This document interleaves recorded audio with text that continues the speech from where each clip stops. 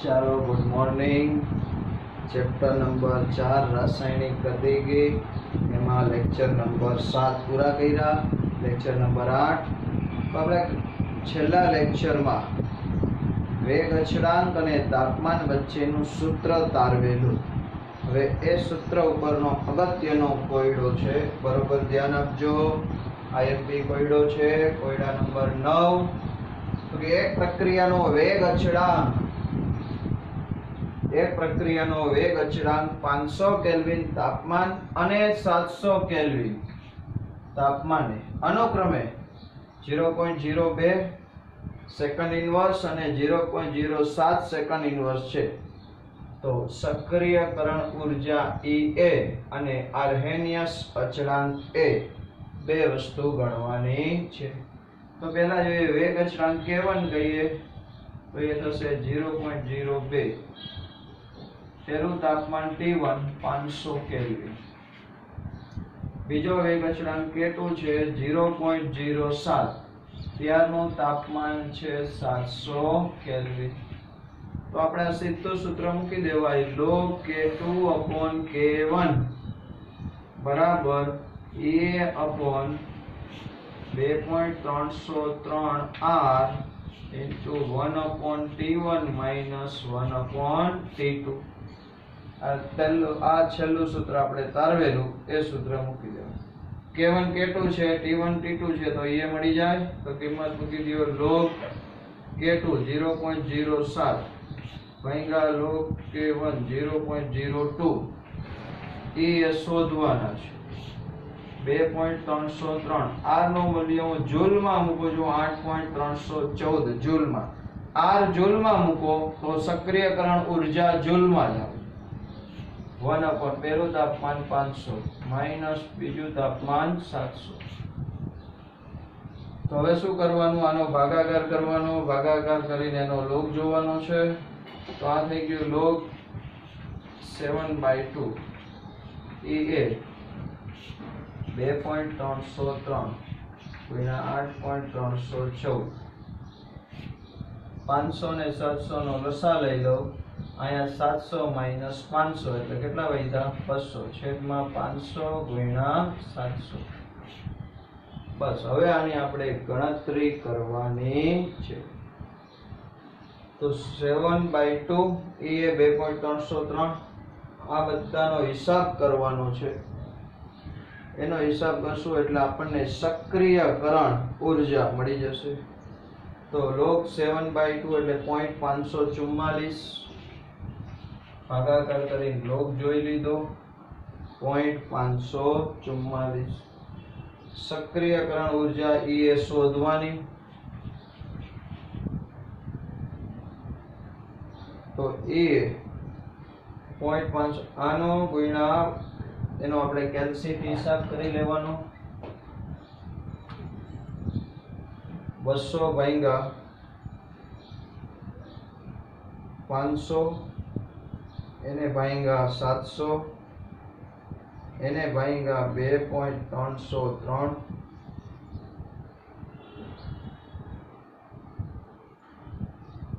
200 ભાગ્યા 500 ભાગ્યા 700 ભાગ્યા 2.303 ભાગ્યા 8.314।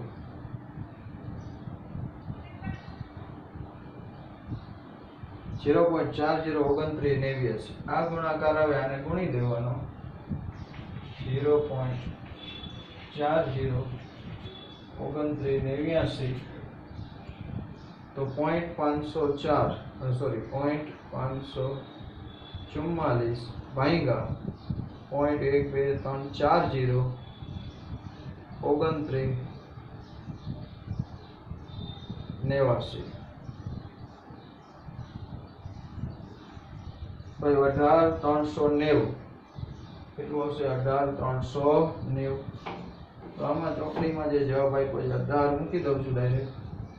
સક્રિયકરણ ઊર્જા એ બરાબર 18,230.8 જવાબ શેમાં આવશે જૂલમાં। હિસાબ તમારી રીતે કરી લેજો. ફરીથી 7/2 નો ભાગાકાર કરવાનો, એનો લોગ જોવાનો, એને ગુણ્યા એને ગુણ્યા એને ગુણ્યા એને ગુણ્યા એને ભાગ્યા 200, એટલે આ જવાબ આવી જશે. તો આ મળી ગયું સક્રિયકરણ ઊર્જા EA. એક કિંમત મળી ગઈ. હવે આર્યનીય સૂચકાંક એ શોધવાનું. તો આપણી પાસે સૂત્ર છે log K1 બરાબર ગમે ત્યાંનું એક સૂત્ર છે આપણે મૂકવું પડશે. log K1 બરાબર log A minus EA upon 2.303 R into T. આ સૂત્રમાં K1 ની T1 ની કિંમત મૂકશો. અહીંયા હું T1 રાખું. ચલો log K1 એટલે કેટલું હતું? 0.02. log A શોધવાનું. એ મળી ગયો 18,230.8. 2.303. R ની કિંમત 8.314. તાપમાન, પહેલું તાપમાન મૂકે, જેનો વેગ અચળાંક મૂકો એનું તાપમાન મૂકવાનું. ચલો આ લોગ જોવાનો થશે. તો બધી કિંમત છે એ લોગ જોતા જાય મૂકતા જાય. લોગ 0.02 એની કિંમત આવશે -1.699. log A આપણે શોધવાનો છે. આ બધાનો હિસાબ કેટલો થશે? 1.943 કરી જોઈએ. 18,230.8 ભાગ્યા 2.303 ભાગ્યા 8.314 એને ભાગ્યા 500. 1.8822 જેવું આવે છે. આવશે 1.8822. અહીંયા મૂકી દીધું 1.943. ચલો હવે આ લોગ છે એને એમને એમ રાખો. આ બાજુ આવશે તો log A બરાબર બેની બાદબાકી થશે 0.2053 આવશે. હવે મારે એ જોતું હોય તો સામેનાનો એન્ટીલોગ જોઈ લેવાનો. તો એન્ટીલોગ 0.2053. તો A બરાબર એન્ટીલોગ જોઈ લો તો 1.64. મેથડ આવી જાય. આંકડા થોડા ઘણા આગળ પાછા રહે, આપણે કેલ્સીથી જ હિસાબ કરવાનો છે. ફરી એકવાર પહેલું આ સૂત્ર મૂકવાનું, એનાથી EA શોધી લેવાનો. હવે આપણે EA મળી ગયો હોય એટલે આ એક સૂત્ર મૂકો. તમે અહીંયા K2 મૂકો તો અહીંયા T2 મૂકવાના, K1 મૂકો તો અહીંયા શું મૂકવાના? T1. બરોબર છે? સમજી લેજો. હિસાબ જાતે કરજો. થોડો ઘણો ફેરફાર આવે તો ચાલે. ઓકે, સ્ક્રીનશોટ લઈ લેજો.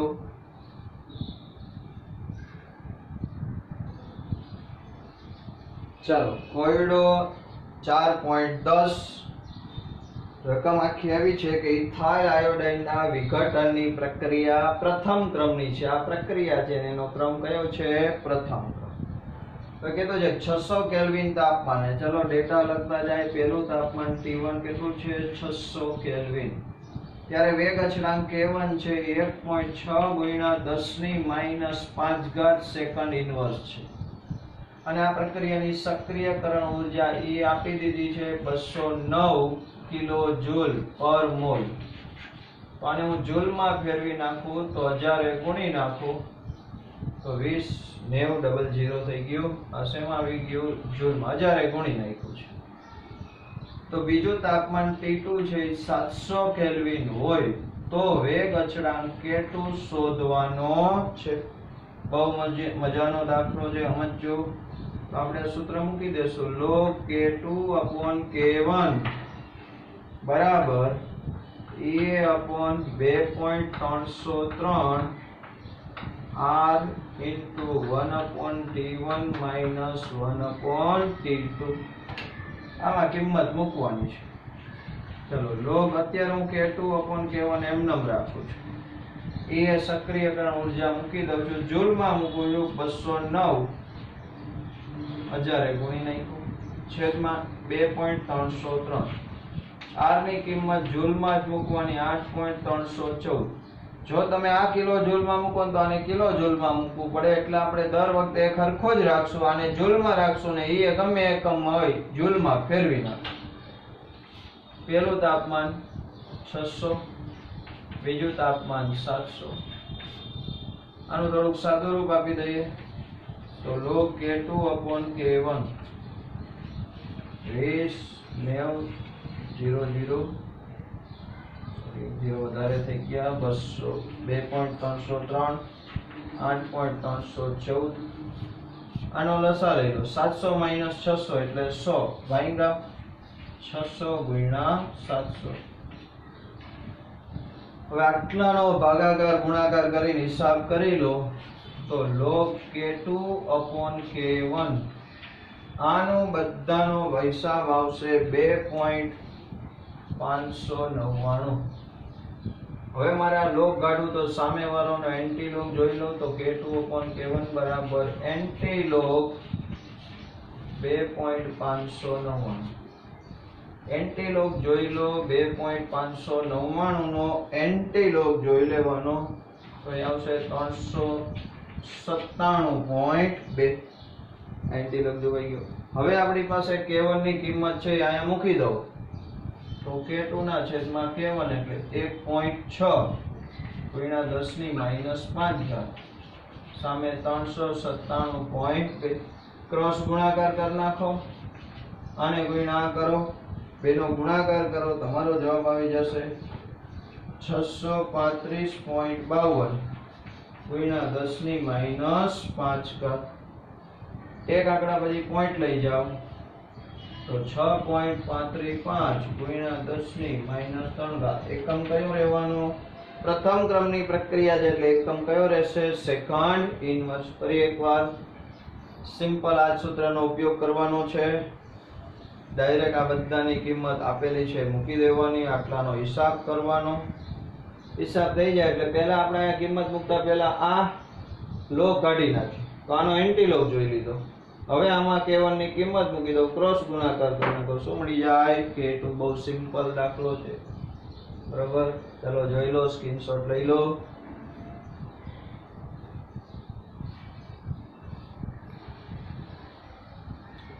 ચાલો બરાબર સમજો નવી થિયરી આપણે ભણીએ છીએ રાસાયણિક પ્રક્રિયાના વેગ પર ઉદ્દીપકની અસર સમજો તમે જાણો છો ઉદ્દીપક કોને કહેવાય તો કે જે પદાર્થ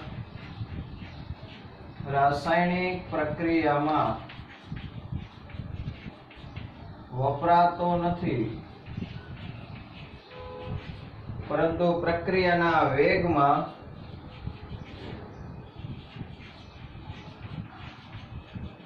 વધારો કરે છે તેને ઉદ્દીપક કહે છે એટલે કે રાસાયણિક પ્રક્રિયાની અંદર તમે અમુક પદાર્થ ઉમેરો તો પ્રક્રિયા પહેલા થતી હોય એના કરતા ઝડપથી થાય પણ પોતે જે પદાર્થ આપણે પ્રક્રિયામાં ઉમેર્યો તો એ જેટલો ઉમેર્યો હોય એટલો અંતે પાછો મળે છે એટલે કે પ્રક્રિયામાં ક્યાંય પોતે વપરાઈ જતો નથી ભાગ લે પણ વપરાઈ જાય નહીં તો એવા પદાર્થને શું કહેવાય ઉદ્દીપક તો જે પદાર્થ રાસાયણિક પ્રક્રિયાના વેગમાં માત્ર વધારો કરે અને પ્રક્રિયાના અંતે મૂળ સ્વરૂપે પાછો ફરે એવા પદાર્થને શું કહેવાય ઉદ્દીપક સમજવું કે આ પોટેશિયમ ક્લોરેટ છે KClO3 એનું ઉષ્મીય વિઘટન થાય ને ગરમ કરો એટલે એમાંથી પોટેશિયમ ક્લોરાઇડ અને ઓક્સિજન વાયુ મળે તો પોટેશિયમ ક્લોરેટ આને હું બેલેન્સ કરી દઉં તો આના 2 મોલ મૂકું તો આના 2 મોલ મૂકવા પડે 3 દુ 6 એટલે અહીંયા 3 મોલ શું મૂકવા પડે ઓક્સિજન તો પોટેશિયમ ક્લોરેટ નું ઉષ્મીય વિઘટન કરતા પોટેશિયમ ક્લોરાઇડ અને ઓક્સિજન મળે છે આને કહેવાય પોટેશિયમ ક્લોરેટ KClO3 પણ આ પ્રક્રિયા બહુ ધીમી થતી હતી પણ એમાં MnO2 ઉમેરવામાં આવ્યો MnO2 મેંગેનીઝ ડાયોક્સાઇડ તો આ પ્રક્રિયામાં ઝડપથી ઓક્સિજન મળ્યો પછી તપાઈશું તો MnO2 પ્રક્રિયાના અંતે નાખ્યો તો એટલો જ પાછો મળ્યો એટલા MnO2 એ બીજું શું કર્યું તો કે એને નવીન કાંઈ ન કર્યું પોતે પ્રક્રિયામાં ભાગ વપરાણો નહીં ફક્ત પ્રક્રિયાના વેગમાં શું કર્યો વધારો કર્યો તો આવા પદાર્થને શું કહેવાય ઉદ્દીપક ભાઈ ઉદ્દીપક કેવી રીતે પ્રક્રિયાનો વેગ વધારે છે? તો કે આપણે મધ્યવર્તી સંયોજનના સિદ્ધાંત દ્વારા સમજી શકાય. એ આપણે આગળ ડિટેલમાં ભણવાનો છે. અત્યારે ટૂંકમાં કહી દઉં શું કરે છે ઉદ્દીપક. તો ધારો કે પ્રક્રિયક R છે, એમાંથી ઉદ્દીપક ઉમેરો. ઉદ્દીપક એટલે કેટાલિસ C. તો પહેલા તબક્કામાં એમાંથી RC બને. RC ને કહેવાય મધ્યવર્તી સંયોજન. તો પહેલા પ્રક્રિયક છે એ ઉદ્દીપક સાથે જોડાય અને મધ્યવર્તી સંયોજન બને. ત્યારબાદ આ મધ્યવર્તી સંયોજનનું વિઘટન થાય, ઉદ્દીપક હોય એવો ને એવો પાછો મળે અને પ્રક્રિયક પ્રક્રિયા કરી નિપજ P બની જાય. R એટલે પ્રક્રિયક અને P એટલે નિપજ, અને આ C છે એ ઉદ્દીપક છે. એ પ્રક્રિયામાં જેવો ઉમેર્યો તો એવો ને એવો છેલ્લે પાછો. તો શું થયું? તો કે ઉદ્દીપકે શું કર્યું? તો કે પહેલા પ્રક્રિયકારે જોડાઈ મધ્યવર્તી સંયોજન બનાવ્યું. અહીંયા પ્રક્રિયક ઓછો સક્રિય હતો એટલે ઝડપથી પ્રક્રિયા નહોતો કરતો, પણ આ મધ્યવર્તી સંયોજન બની ગયું એટલે હવે પ્રક્રિયક સક્રિય બની ગયું અને એનું ઝડપથી વિઘટન થઈ જાય. એમાંથી પ્રક્રિયકમાંથી નિપજ બની જાય ને ઉદ્દીપક હોય એવો ને એવો પાછો મળે. તો આને કહેવાય ઉદ્દીપકની ક્રિયાવિધિ. શું કહેવાય? ઉદ્દીપકની કામ કરવાની. તો ઉદ્દીપક છે પ્રક્રિયાના વેગમાં વધારો કરે અને પ્રક્રિયાના અંતે મૂળ સ્વરૂપે પાછો. તો ઉદ્દીપક કામ શું કરે છે? તો કે ઉદ્દીપક કેવી રીતે વેગ વધારે છે? તો ઉદ્દીપક પ્રક્રિયાની સક્રિયકરણ ઉર્જા ઘટાડી વેગ વધારે છે. શું ઘટાડે છે? પ્રક્રિયાની સક્રિયકરણ ઉર્જા. આપણે આલેખ દ્વારા સમજીએ. આગળ આવી ગયો એ જ આલેખ. સ્થિતિ ઉર્જા વિરુદ્ધ પ્રક્રિયા અક્ષનો આલેખ છે. સ્થિતિ ઉર્જા વિરુદ્ધ પ્રક્રિયા અક્ષ.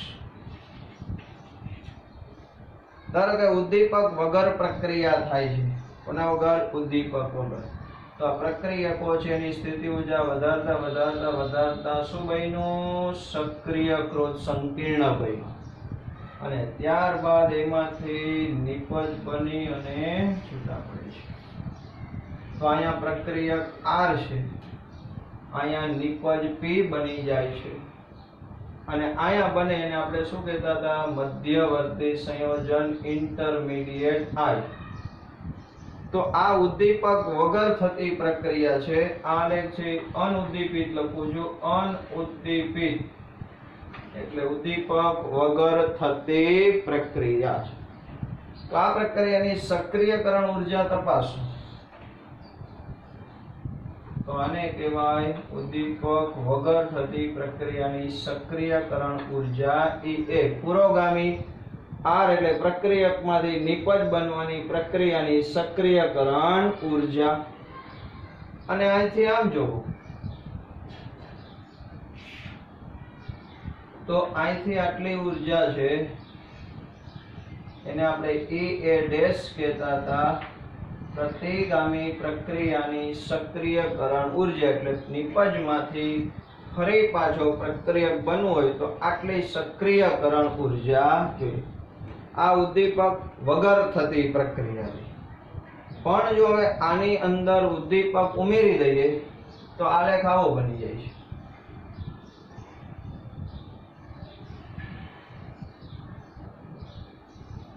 બીજી એક વાત યાદ કરી લઈએ કે આ બે વચ્ચેનો ડિફરન્સ છે ને આપણે કહેતા હતા પ્રક્રિયાની એન્થાલ્પી ડેલ્ટા H. હવે આ જે મેં આ લાઈન દોરી છે, આ લાઈન આ ઉદ્દીપક ઉમેરવાથી થતી પ્રક્રિયાની ક્રિયાવિધિ છે. આ ઉદ્દીપિત પ્રક્રિયા છે. ઉદ્દીપિત એટલે ઉદ્દીપક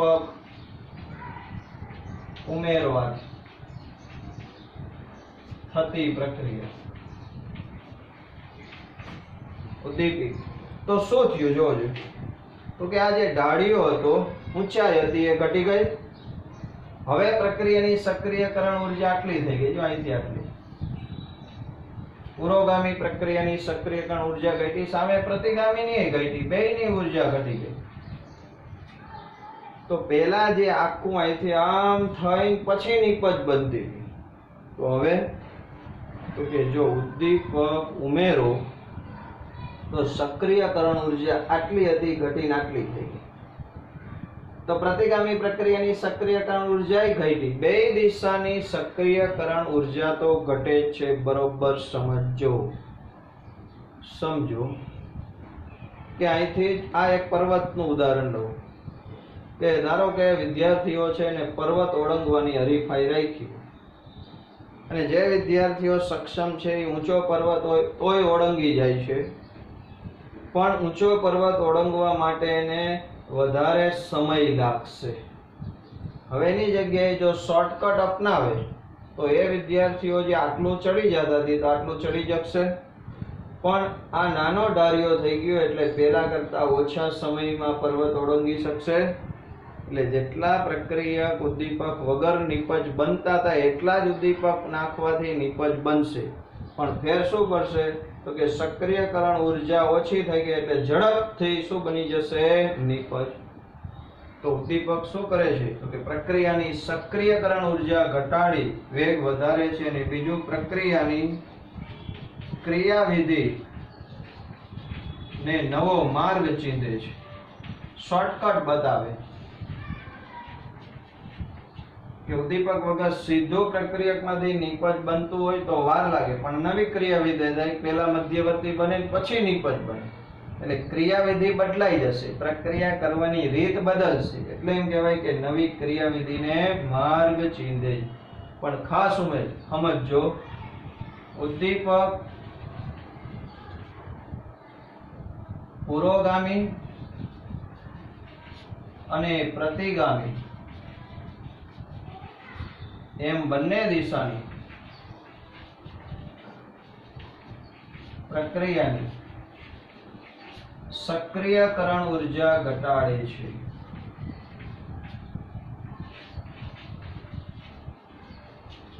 તેથી બંને દિશાના વેગ